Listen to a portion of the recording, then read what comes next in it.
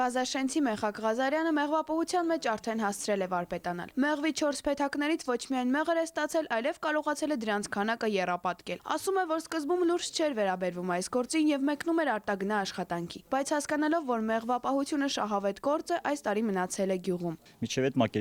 մակերեսորեն է վերաբերվում այս մեղուններին, իսկ այս 3 տարվա մեջ ավելի շատ զբաղվեցի, ավելի շատ խորացա, ավելի շատ բան սովորեցի։ Իհարկե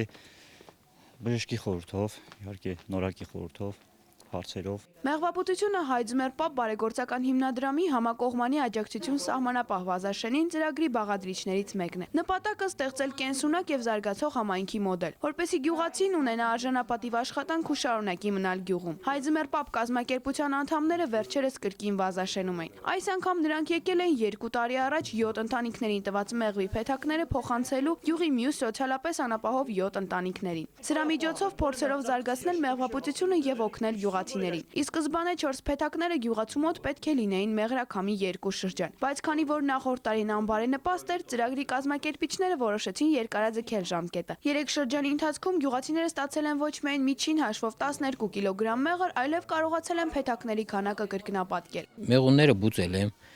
սարքել եմ ասենք մի 8 հատ, 10 հատ։ Հանձնելուց հետո ես ունեմ արդեն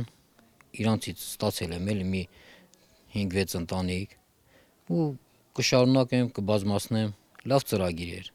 Ստացված արդյունքներից գոհ էին ոչ միայն գյուղացիներն, այլև մեղվաբույծ Նորակ Հակոբյանը, ով ծրագրի մեկնարկից մինչ այսօր Վազաշենցի մեղվապահների կողքին է։ Նա բարեբերաբար այցնում է գյուղացիներին, խորհուրդներ տալիս, դասեր անցկացնում, բայց այս անգամ մեղվագետը գյուղացիներին բերել էր իր հեղինակած գիրքը, որի օգնությամբ վազաշենցիները կարող են ծանոթանալ մեղվաբուծության գաղտնիքներին։ Մասնագիտություն են ստացել գյուղացիները։ Կան մարդիկ, որոնք ստացել են, բայց ոչ ման չեն